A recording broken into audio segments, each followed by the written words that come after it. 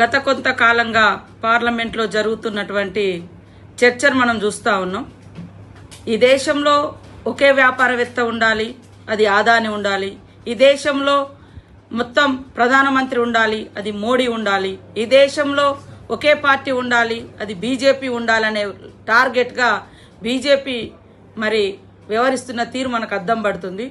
మా పార్టీ తరఫున LOP leader Rahul Gandhi గారు ప్రతినిత్యం ప్రజల కోసం, అట్టడుగు వర్గాల సంక్షేమం కోసం, ఈ దేశ భవిష్యత్తు, ఈ దేశ హక్కులు, ఈ దేశ అస్తిత్వం, దేశ ప్రతి ఒక్క పౌరుని యొక్క మరి డెమోక్రసీ ఇవన్నీ కూడా రాజ్యాంగంలో ఉన్నాయి. ఇది కాపాడుకోవాలి అని అంబేద్కర్ గారిని పదే పదే గుర్తు చేస్తూ, అంబేద్కర్ రచించిన రాజ్యాంగం దాన్ని పార్లమెంట్లో ప్రవేశపెట్టి ఆనాడు నెహ్రూ గారు చట్టబద్ధత కల్పించి ఈ భారతదేశాన్ని ప్రపంచంలోనే అత్యున్నతమైనటువంటి డెమోక్రటిక్ స్టేట్గా, అదేవిధంగా బ్యూటీ ఆఫ్ గ్రేట్ కాన్స్టిట్యూషన్ ఉన్నటువంటి దేశంగా ఇవాళ ఉనికిలోకి తీసుకొస్తే సహించలేక మనుధర్మ శాస్త్రాన్ని పాటించే బీజేపీ పార్టీ ఇవాళ మనుధర్మ శాస్త్రం అంటే మరి అట్టడుగు వర్గాలకు చదువు దూరం చేయబడ్డది, అంటరానితనం తీసుకురాబడ్డది, మహిళలను అణచివేసినటువంటి సంస్కృతి, వర్ణ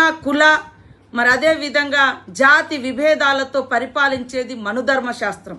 సమానత్వం, ఆడ మగ సమానులే, బీద బిక్కి అందరు సమానులే, అసమానతకు గురవుతున్నటువంటి అట్టడుగు వర్గాలకు, కులాలకు మరి అత్యధిక ప్రాధాన్యతనిచ్చి ఈ సమాజంలో అంతరాలు లేనటువంటి మరి ప్రోగ్రెస్ని తీసుకురావడం కోసం భారత రాజ్యాంగాన్ని రచించినటువంటి మహనీయుణ్ణి తలుస్తే ఇవాళ అమిత్ షా గారి యొక్క అహంకారము మరి పడగ విప్పి బుసగొట్టింది. దాని ఫలితమే మీరు అంబేద్కర్ అంటే మరి ఏం సాధించలేరు, కానీ దేవుని పేరు తెలిస్తే మీరు స్వర్గానికి పోతారంటారు. అది కూడా మీరు చెప్పే దేవుణ్ణే తలవాలి, మాకంటూ వేరే దేవుళ్ళు లేవు. ఈరోజు ఈ 75 సంవత్సరాల కాలంలో మాకంటూ ఉన్నటువంటి దేవుళ్ళు మా జీవితాలలో విద్యాపరంగా, ఉద్యోగపరంగా మరి రాజకీయ ఆర్థిక అసమానతలు తొలగించి సమాన అవకాశాలు కల్పించడం కోసం హక్కులు కల్పించినటువంటి దేవుడు మహనీయుడు, మరి రచించినటువంటి రాజ్యాంగ నిర్మాత అంబేద్కర్ గారైతే దాన్ని ఎల్లకాలం ఉండే విధంగా పార్లమెంట్లో ప్రవేశపెట్టినటువంటి మహనీయుడు నెహ్రూ గారు. ఇది గుర్తుపెట్టుకొని ఈ దేశానికి, ఈ దేశంలో ఉన్నటువంటి ప్రతి పౌరునికి అమిత్ షా ఖచ్చితంగా క్షమాపణ చెప్పాలి. ఎందుకంటే భారత రాజ్యాంగంలో ఉన్నటువంటి హక్కులు ఈ భారతీయుల అందరి హక్కులు ఉన్నాయి. భారతదేశంలో అసమానతలకు గురవుతున్నటువంటి వర్గాలకు సమానత్వాన్ని కల్పించడం కోసం అనేక రకాలుగా ఆర్టికల్స్ రూపంలో తీసుకొచ్చి మరి ఇవాళ మనమందరం అనుభవిస్తుంటే దీన్ని తొలగించాలి. అంతిమంగా వాళ్ళ కుట్ర బయటపడ్డది, రాజ్యాంగాన్ని తొలగించాలి, అంబేద్కర్ పేరును ఉనికిలోకుండా చేయాలి. అదేవిధంగా గాంధీ కుటుంబం గురించి మాట్లాడే నైతిక అర్హత లేదు. వాళ్ళు త్యాగాలు చేసినటువంటి కుటుంబం. ఈ దేశ స్వతంత్రం కోసం ఇవాళ పోరాడినటువంటి మహనీయుడు మహాత్మా గాంధీని చంపినటువంటి పార్టీ బీజేపీ. ఆర్ఎస్ఎస్ నాయకుడు గాడ్సే. మరి అదేవిధంగా ఈరోజు స్వతంత్రం కోసం 9 సంవత్సరాలు జైలుండి ఉన్నటువంటి ఆస్తులను, తన యొక్క ఆరోగ్యాన్ని, తన యొక్క కుటుంబాన్ని త్యాగం చేసి ఈ దేశం ఆధునిక దేవాలయాలు, ఆధునిక విద్యాలయాలు, ఆధునిక ఆనకట్టలే మన దేవాలయాలు అని చెప్పి పంచవర్ష ప్రణాళికల ద్వారా అనేక విప్లవాత్మకమైనటువంటి మార్పులు తీసుకొచ్చి విద్యాపరంగా, అదేవిధంగా వ్యవసాయ పరంగా, పరిశ్రమల పరంగా, రోడ్ కనెక్టివిటీ పరంగా అన్ని రంగాల్లో ఈ దేశాన్ని ముందుకు తీసుకురావడం కోసం 75 సంవత్సరాల క్రితమే మా నెహ్రూ గారు, మా యొక్క అంబేద్కర్ గారు ఇవాళ కృషి చేస్తే దాన్ని అత్యంత కించపరిచే విధంగా మాట్లాడినటువంటి, అత్యంత దుర్మార్గమైనటువంటి విధానాలు అవలంబిస్తున్నటువంటి బీజేపీ ఈ దేశానికి, ఈ అట్టడుగు వర్గాల సమాజానికి బేషరత్తుగా క్షమాపణ చెప్పాలి. ఇవాళ గాంధీ కుటుంబాన్ని పదే పదే కుటుంబ పార్టీ అని చెప్తున్నావు. 15 సంవత్సరాలుగా మరి గతంలో ముఖ్యమంత్రి మోడీనే, ఇప్పుడు మరి 3 సార్లు ప్రధానమంత్రి మోడీనే. మీ పార్టీలు ఇంకెవరు లేరా? ఇవాళ 35 సంవత్సరాల క్రితం రాజీవ్ గాంధీ గారు చనిపోతే ఆనాటి నుంచి కాంగ్రెస్ 3 సార్లు అధికారంలోకి వచ్చింది.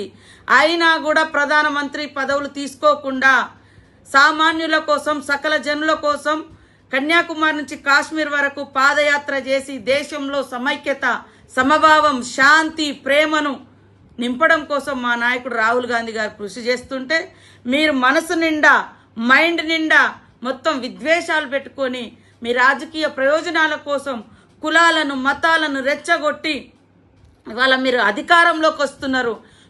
మీ సీట్ల సంఖ్య పెంచుకుంటున్నారు తప్ప ఏ కులానికి, ఏ వర్గానికి, ఏ మతాలకు మీరు ఏం చేసింది లేదు. కేవలం రాజకీయ ప్రయోజనాల కోసమే రిలీజియస్ కొట్లాటలు మీరు తీసుకొచ్చిరనే విషయం సమాజం అందరికీ అర్థమవుతుంది. కాబట్టి కాంగ్రెస్ పట్ల బీజేపీ నాయకులు పార్లమెంట్లో వ్యవహరిస్తున్నటువంటి తీరును మేము తీవ్రంగా ఖండిస్తా ఉన్నాం.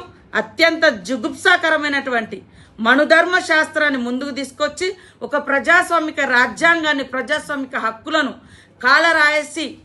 కాలరాయడం కోసం ఇవాళ అంబేద్కర్ పేరునే లేకుండా చేయాలన్నటువంటి కుట్ర జరుగుతుంది.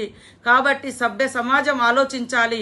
బీజేపీ కేవలం మతం తీసుకొచ్చేది ఏ మతం ప్రయోజనాలను కాపాడడం కాదు, కొట్లాటల ద్వారా ప్రజలలో అనైక్యత సృష్టించడం ద్వారా తాము ఐక్యంగా ఉండి వాళ్ళ పార్టీ, వాళ్ళ నేతలు, వాళ్ళ పారిశ్రామికవేత్తలు ఐక్యంగా ఉండి ఒకే ఎన్నికంట, ఒకే పార్టీ అంట, ఒకే ప్రధానమంత్రి, ఒకే మతము, ఒకే దేవుడు, ఈ సిద్ధాంతాన్ని తీసుకొచ్చే కుట్ర జరుగుతుంది. దీన్ని ప్రతి ఒక్కరు కూడా ఖండించాలని కూడా ఈ సందర్భంగా కోరుతూ ప్రజాస్వామిక హక్కులు, ప్రతి ఒక్క హక్కులు కాపాడబడాలంటే ఈ భారత రాజ్యాంగం కాపాడుకోవాలి. మనుధర్మ శాస్త్రం రావాలంటే మన షౌలలో మళ్ళీ సీసం పోసే రోజులు వస్తాయి. ఏకలవ్యుడు విలువిద్యలలో అగ్రభాగాన ఉండి నేర్పిన గురువును మించిపోతే బొటనవేలు ఎట్లయితే ఆనాడు మనుధర్మ శాస్త్ర సిద్ధాంతంలో ఇయ్యబడిందో ఈ రోజు మళ్ళీ ఆ రోజులే ఈ బీజేపీ ప్రభుత్వం తేవడానికి మార్గం వేసుకోవడానికే ఈరోజు అంబేద్కర్ పేరును తీయొద్దు అనేటువంటి హుకుం జారీ చేయడం అత్యంత నీచమైందిగా నేను తెలియజేస్తూ ఖండిస్తా ఉన్నాను.